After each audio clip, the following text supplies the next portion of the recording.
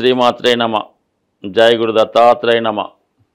ఈ వీడియోలో మనం కర్కాటక రాశి వారికి 2025వ సంవత్సరం మార్చి నెల ఫలితాలు తెలుసుకునే ప్రయత్నం చేద్దాం. మరి కర్కాటక రాశి వారికి ప్రస్తుతం అష్టమ స్థానంలో సంచరిస్తున్నటువంటి శనితో పాటు రవిగ్రహం కూడా అక్కడ ప్రవేశించడం వల్ల ప్రభుత్వ అధికారుల వల్ల జాతకుడికి ఇబ్బంది కలిగే అవకాశం ఉన్నది. గతంలో ఎప్పుడో జరిగిపోయినటువంటి ఫలితాలు ఏవైనా చిన్న చిన్న పొరపాట్లు ఉంటే అవి ఇప్పుడు బయటికి వచ్చి దానివల్ల మీకు ఏమైనా కొద్దిపాటి ఇబ్బంది కలిగే అవకాశం ఉంటుంది. అయితే ఇది కేవలం 15 రోజుల పాటే మీకు ఇంకా ఈ అష్టమ స్థానంలో రవిగ్రహ సంచారం వల్ల ఇటువంటి ఇబ్బందులు వచ్చే అవకాశం ఉంది. బట్ ఇంచుమించుగా 14 మార్చి తర్వాత రవి భాగ్యస్థానంలోకి వెళ్ళడం వల్ల పెద్దగా ఏమీ ఇబ్బంది పడక్కర్లేదు. అంటే ఆల్రెడీ మీకు అష్టమంలో శనిగ్రహ సంచారం జరుగుతుంది. అది కొంతవరకు ఏదో రకంగా పనులు వాయిదా పడడం, ఇబ్బంది పడడం జరుగుతూ ఉంటుంది. ఇప్పుడు ప్రభుత్వానికి సంబంధించినటువంటి ప్లానెట్ రవిగ్రహం కూడా అష్టమంలోకి రావడం వల్ల ఇది ఫైనల్గా ఒకసారి ఫైనల్ అయిపోతూ ఉంటుంది అన్నమాట. ఏదో చిన్నపాటి పనిష్మెంట్తోనో పెనాల్టీతోనో ఆ కేసు క్లోజప్ చేయడం జరుగుతూ ఉంటుంది. ఇది అందరి విషయంలో కాదు, ఎవరైతే కొద్దిగా ఇబ్బందుల్లోనో ఏదైనా పొరపాటు వల్ల ఏదైనా ఈ కోర్టులోనో పోలీస్ స్టేషన్లో సమస్యలు ఉన్న వారికి ఇది వర్తిస్తుంటుంది. లేని వారికి ఎలా ఉందంటే ధనాధిపతిగా అష్టమ స్థాన స్థితి ఒక ఆకస్మిక ధనలాభాన్ని వచ్చే అవకాశం ఉంది. ఏదన్నా ఒక ఇన్సూరెన్స్ ద్వారా కానీ లేదంటే ఏదన్నా మీ పెద్దవాళ్ళు ఎవరైనా మీకు స్థిరాస్తి రాయడం వల్ల కానీ అధిక మొత్తంలో ఏదైనా సంపద కానీ భూమి కానీ స్థిరాస్తి కానీ రావచ్చు. లేదా అనూహ్యంగా మీకు మీ యొక్క పదవిలో కూడా డెవలప్మెంట్ రావచ్చు. లేదా మీకు ఏదన్నా నామినేటెడ్ పోస్ట్ రావచ్చు, ప్రభుత్వ పదవి రావచ్చు. అనూహ్యంగా మీకు ఏదైనా అద్భుతం కూడా జరగవచ్చు. సో ఏదైనా అది మీరు గతంలో చేసినటువంటి ప్రయత్నాన్ని బట్టి కూడా ఉండే అవకాశం ఉంది. ఇక లాభస్థానంలో గురుగ్రహం ఉండడం వల్ల ఏంటంటే చిన్న చిన్న సమస్యలు వచ్చినప్పటికీ కూడా అవి ఎవరో ఒకరి పెద్దవారి సహాయంతో కానీ మీ యొక్క దైవబలంతో కానీ అవి ఆటోమేటిక్గా మీకు సక్సెస్ అయ్యే అవకాశం ఉంటుంది. అంటే అవన్నీ ఆ సమస్యలు ఆటోమేటిక్గా పరిష్కారం అవడం జరుగుతూ ఉంటుంది. షష్టాధిపతిగా భాగ్యాధిపతిగా లాభస్థానంలో ఉండడం వల్ల రుణ ప్రయత్నాలు ఫలిస్తాయి. పాత బాకీలు ఏమైనా ఉంటే వసూలవడం జరుగుతూ ఉంటుంది.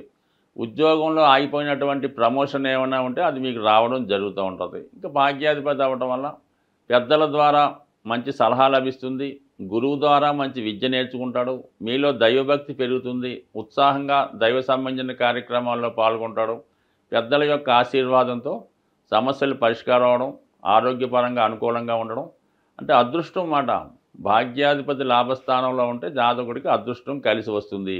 అది ఏ రూపంలోనూ అవ్వచ్చు. అది సంతాన రూపంలోనూ అవ్వచ్చు, భార్య రూపంలోనూ అవ్వచ్చు, వ్యక్తిగతంగా మీ ప్రయత్నం ద్వారా కావచ్చు. మొత్తం మీద గురుబలం సంపూర్ణంగా ఈ నెలంతా మీ మీద ఉంటుంది.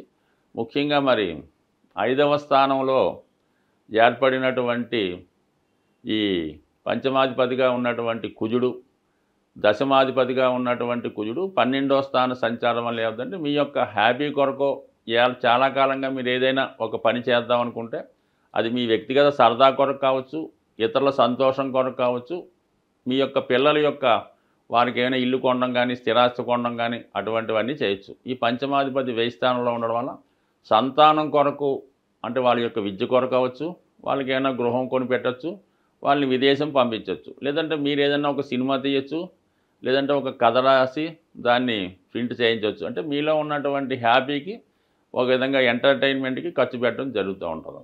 ఇంకా దశమాధిపతి వ్యయ స్థానంలో ఉండడం వల్ల ఏమవుతుందంటే ఆటోమేటిక్గా మీకు వృత్తిలో మార్పు రావడం జరుగుతూ ఉంటుంది. ఇది వ్యాపారం చేస్తున్న వాళ్ళు వారి యొక్క వ్యాపారాన్ని మార్చడం జరుగుతుంది. ఇది ఎక్కువగా రియల్ ఎస్టేట్ రంగంలో ఉన్న వాళ్ళకి బాగా కలిసి వస్తుంది. ఈ సమయంలో మీరు మీ పేరుతో మీ యొక్క వెంచర్లో ఎంత ఆస్తి ఉన్నా ఎన్ని సైట్లు ఉన్నా ఈ సమయంలో మీకు అమ్ముడుపోవడం జరుగుతూ ఉంటుంది. అంటే ఇంకా మార్చి నెలలో మొత్తం మీద మీ యొక్క ఫైనాన్షియల్ ఇయర్లో మీ యొక్క అకౌంట్ అంతా అంటే ఆస్తి అంతా మొత్తం అమ్మేసి కొత్తగా దాన్ని ఇన్వెస్ట్ చేయడానికి కొత్తగా మీరు ప్లాన్ వేసుకుంటే ఆటోమేటిక్గా రాబోయే సంవత్సరం కూడా మీకు, ఎందుకంటే ఈ సంవత్సరంలో చాలా వరకు ఈ రియల్ ఎస్టేట్ సంబంధించిన వృత్తుల వారికి చాలా అనుకూలంగా ఉండే అవకాశం ఉంది.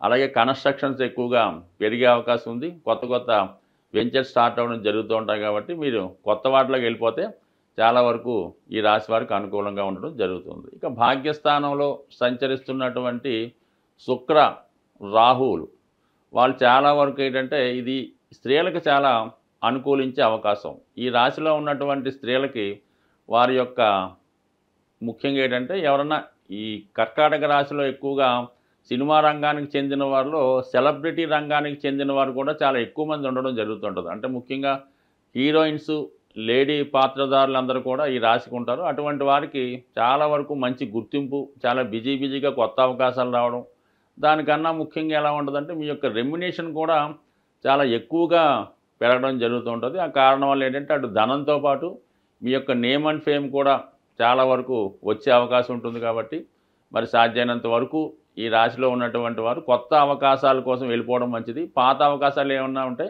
అవి పెద్దగా పట్టించుకోనక్కర్లేదు. ఎందుకంటే రాబోయే టైం అంతా కూడా ఈ కర్కాటక రాశిలో ఉన్నవారికి చాలా వరకు మంచి టైం స్టార్ట్ అవుతుంది. ఎందుకంటే చాలా కాలంగా ఇబ్బంది పెడుతున్నటువంటి అష్టమ శని ప్రభావం నుంచి మీరు మరి అతి తొందరలో బయటపడిపోతున్నారు. కాబట్టి 2-3 సంవత్సరాలుగా ఆగిపోయినటువంటి మీ యొక్క గ్రోత్ ఒకేసారి అనూహ్యంగా ఈ మార్చి నెల నుంచి పెరగడం జరుగుతుంది.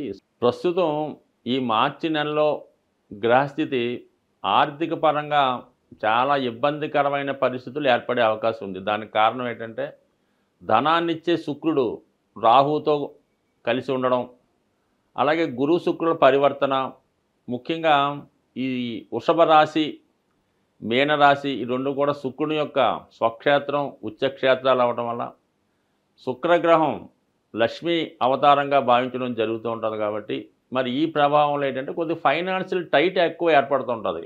విపరీతమైనటువంటి ధన వ్యయం జరుగుతూ ఉంటుంది. దీని నుంచి బయటపడాలంటే ప్రతి ఒక్కరికి కూడా ధనం అవసరం. కాబట్టి కొద్దిపాటి రెమెడీ అమ్మవారికి చేయడం వల్ల చాలా వరకు మీరు ఆర్థిక పరమైనటువంటి సమస్యల నుంచి బయటపడతారు. ముఖ్యంగా స్త్రీలకి ఈ సమయంలో ఎక్కువ అనారోగ్య సమస్యలు, నిందలు వచ్చే అవకాశం ఉంది. కాబట్టి వాటి నుంచి బయటపడాలన్నా మీరు ఇంచుమించుగా ఈ నెలలో వచ్చినటువంటి ప్రతి శుక్రవారం కూడా అమ్మవారికి స్వచ్ఛమైనటువంటి ఆవు నెయ్యితో దీపాన్ని వెలిగించడం, అమ్మవారికి నైవేద్యంగా తేనె లేదా దానిమ్మ ఫలాన్ని నైవేద్యంగా పెట్టడం వల్ల మీ యొక్క సమస్యలు చాలా వరకు బయటపడే అవకాశం ఉంది. ఇది అవకాశం లేని వారు ఏం చేస్తారంటే ఏదైనా ఒక అమ్మవారి దేవాలయంలో సుమారుగా ఒక 12 తమలపాకులతో ఎటువంటి మచ్చలు లేకుండా మంచి రెడ్ కలర్లో ఉన్నటువంటి దానిమ్మ ఫలాన్ని ఆ టెంపుల్లో అమ్మవారికి ఇవ్వడం వల్ల చాలా వరకు మీకు ఆర్థిక పరమైనటువంటి సమస్యలు తొలగే అవకాశం ఉంది. ఇంకా అవకాశం ఉన్నవాళ్ళు మీ గృహంలోనే అమ్మవారు లక్ష్మీ అమ్మవారికి ఎరుపు రంగు పూలతో అలంకరించి మరి ఆవు పాలు కొద్దిగా పంచదార వేసి నైవేద్యం పెట్టి మీకు కుదిరితే లక్ష్మీ స్తోత్రాన్ని కానీ కనకదార స్తోత్రాన్ని కానీ పారాయణ చేసి మీరు పెట్టినటువంటి నైవేద్యాన్ని మీరు మాత్రమే, మీ కుటుంబ సభ్యులు మాత్రమే స్వీకరించడం వల్ల కూడా లక్ష్మీ అమ్మవారి అనుగ్రహం తప్పకుండా మీకు రావడం జరుగుతుంది. ఇంకా ముఖ్యమైన విషయం ఏంటంటే మీరు ఏదైనా ఈ లక్ష్మీ అమ్మవారిని పూజ చేసినప్పుడు లక్ష్మీ స్తోత్రాన్ని కానీ కనకదార స్తోత్రాన్ని కానీ శ్రీ సూక్తాన్ని కానీ పారాయణ చేసినప్పుడు కంపల్సరిగా విష్ణు సహస్రనామాన్ని కూడా మీరు పారాయణ చేయవలసి ఉంటుంది.